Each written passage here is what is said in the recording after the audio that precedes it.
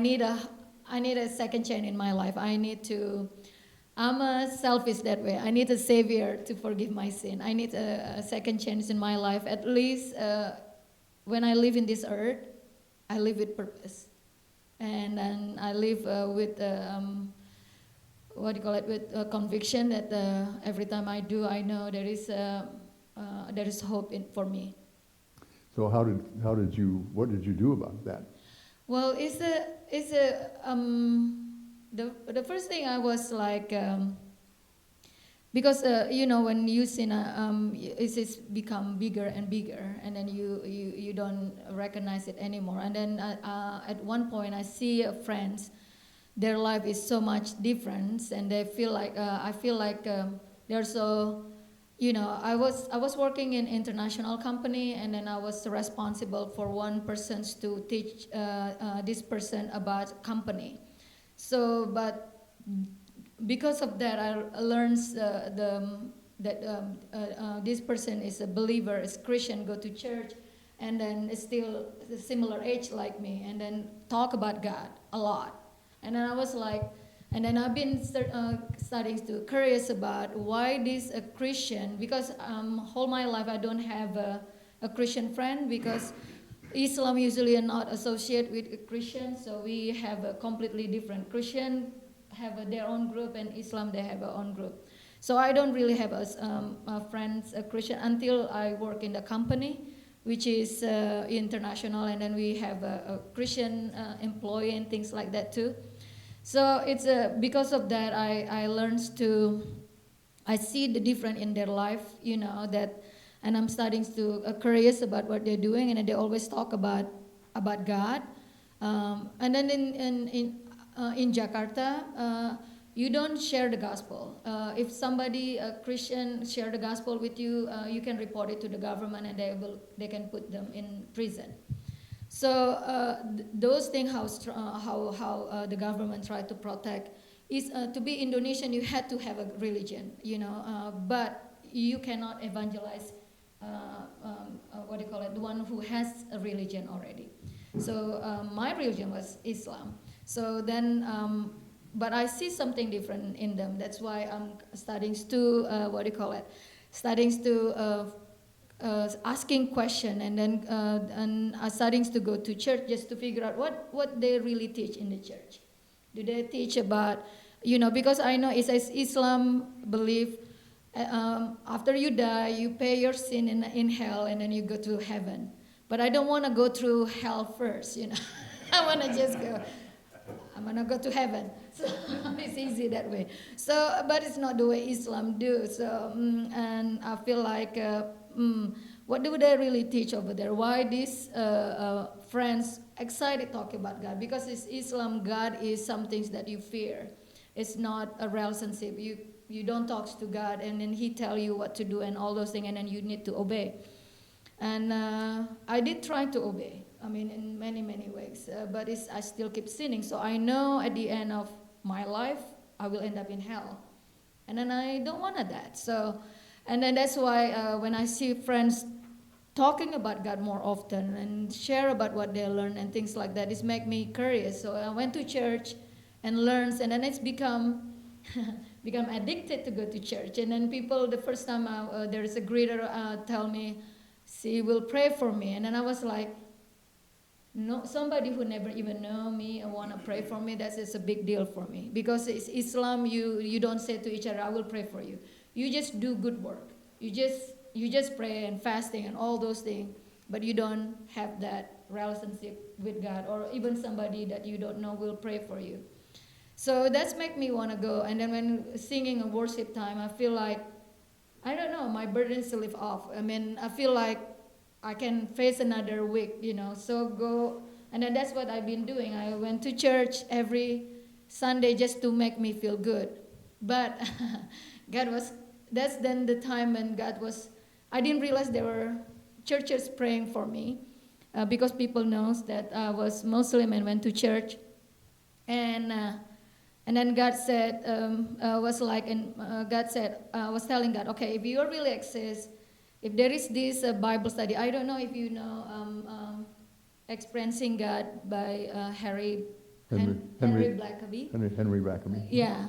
So that's and then I said, because our friends, the one who when I see their life is changing, we went to listen to the what do you call it, video of Henry Blackaby, but it's only video. But during that time when I went there, they have this what do you call it, honey, genealogy of from Adam until Jesus. Islam believe in the Old Testament. So when I was, he showed it to me that Abraham, Islam said Ibrahim, first son, the promised son was Isaac instead of Ismail. And then I was like, I was arguing with him because Islam believed the promised son was Ismail. So that was the first time he opened it. That was the first time for me to read the Bible. And then when I read the Bible, I was because Islam believed in Old Testament, and then the first son was Isaac instead of Ismail. So all the things that my family taught me, either lie, must be lie, because the written word is saying Isaac. So I was so upset and angry because I've been lied to, but I just keep going to church, and then it was that's the time when I said, okay, Lord, if I know there is I said there is no Bible study because I will not doing Bible study as Islam, and then I said to myself, okay, if there is this Bible study experiencing God, I will join that. So after I said that, not 10 minutes after that, a lady stood up and saying, she will start a Bible study experiencing God.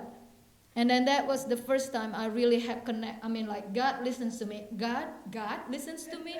It is beyond me, because when you don't have relationship and you don't have connection with God, and suddenly He listens to you and answer you. You will be afraid not to obey. So I joined the Bible study when I was fasting, and people were just so excited about it. That's the time when I learned why Jesus need to die on the cross for a sinner like me, and why He's a perfect man, a perfect God, willing to do those things for me. People were, I was afraid because as Islam, when you accept Christ, it's not walking on the what you call it, in the garden, like you can change your belief easily. This is about family, that when you accepted Christ, means you committed to walk away from your family, to be abandoned by them, and it might be get killed. So it's so many things but I know this God of universe talking to me, and I know that I need Him to forgive my sin, and I know that I have to make that decision. And then I feel like family in Islam is a big deal. It's not just family. It's a culture. It's tradition. It's generation. Everything. Your protection, insurance is coming from it. But when you walk away, you're really ready to just by yourself. You don't know what to expect, and God keep pounding and telling me, when you going to accept it, me? When do you know what happens to you when you die next day? You know what it happens to you. So a friend of mine, when I was the one who showed me that, give me a sinner prayer. I'm a person who will not do anything because someone told me to do it. I'm a person who will do when I believe and convicted. That's what I want to do, because I want to take responsibility for my action. So it's not just somebody said to me and then I will do it. No, that's not me. So I'm stubborn. And I'm selfish. So God, just the universe, want to die for me, and then it's just incredible. So, and that's when I was working in the working, and God still knocking, when you going to accept me? So I went. Finally, I went to the toilet, read that sinner prayer. It was in July 29, 1997, and I have to say that twice, because I thought when I read that, as this will be lightning and thunder or things like that. It's happened to me. It's nothing. They just come into the toilet, So, but I still pray, and then I ask God to accepted Christ as my personal Savior and Lord. And then when But during that time, I said, Lord, I want this person who been sharing with me, we be the first persons to know that I'm following you. And after I said it, not long time after that, this is a person who don't have any, we don't have contact anymore and things like that. And then somehow called me and say, I just want to say hi. I feel like I need to call you. And then I said, guess what? I accepted Christ. And then he said, when? A few minutes ago, in the toilet. So, so from that, I thought I want to just hide it, not telling anybody because I want to hide my faith. And then, but everyone's, 2 churches been praying for me, they knew I've become a believer. And then they were just, the first time I was so afraid to lose family, which is I did. And then God amazingly provide more families to me. He says, I seen how I from a baby in my walk with him, and then he brought so many believers to help me grow, churches to pray for me, people who put up with me, and even with David, he provided. I didn't want to marry, but he said, no, I want you to get married. And then marriage is he showed me this is about build the church. It's not, so he gave me a vision, what does it mean by build the church? It's just amazing to me that God, he just involved in my life so many ways. I'm not saying that it's not trouble. I'm not saying I'm not commit sin. Oh, but when I still commit sin because I cannot, I didn't know about transformation. I didn't know about sanctification. I thought I didn't even know I was Catholic or Protestant or something. I just accepted Christ because I need him to forgive my sin. And then he said he will do it, and I just trust him. But I didn't know anything else after that. But he brought me so many. It's amazing. My life will become so much different after I accepted Christ. It's the journey that I walk every single day is different. It's not always what do you call it, easy. Especially when you're changing, give up all your fighting to follow Christ. I thought become a Christian is so easy, like a movie, but I guess not. It's much more difficult to be Christian, especially committed yourself and be loyal to him and be faithful to him, and then committed to walk with him every single day, even though life is not always easy. But that for me, I didn't have faith, but didn't have hope. Now I do. Now I know where I'm going. I mean, this world, it will be gone someday, and then I will be with Jesus. I just open the door, and then I will be another life. That's it better. Jesus is coming soon, and I'm looking forward to it. So whatever it is that politics happening in America and the world, and I know who I am, and I know where I'm going. And I feel safe, and I feel secure, and God of universe, who I call Abba and Father, who love me for who I am, and then that is enough. That's more than enough. Is that too long?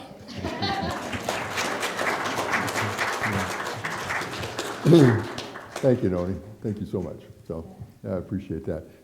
I just wanted to say that I talk about the level of commitment that David and Noni have. They've met each other. And actually, David met Noni while you were over there, in Danston, and fell in love and wanted to get married, but they had a hurdle to pass. If I recall right, your dad being a Muslim has the control over who's going to marry, whether you're going to marry or not. And he, that in that culture, if dad says you can marry, fine. If dad says you can't, then that's the end of the story. You can't. And that's the family. That's the way it is. So Dave and Noni got together and felt like that they wanted to get married, wanted to be married, but knew that they had to get dad's permission. And he had talked to your sisters, had asked him for permission to marry, and they'd said no. Yeah, he said no, not going to happen. Yeah, they're still married. Yeah. So they married anyway, but they said no. So, and your family said, hey, don't ask because dad will tell you no, so don't do that. So, but Dave and Noni put it in God's hands, said this is in God's hands. we're going to put this in his hands, and we're going to follow God's direction, be marriage or not marriage. And he said yes. Yeah. Yeah, he That's said just one yes. example. They could go on and on and on, tell you how God works in their lives day in and day out. Well, thank you so much for sharing with us, Dave and Noni. Thank you.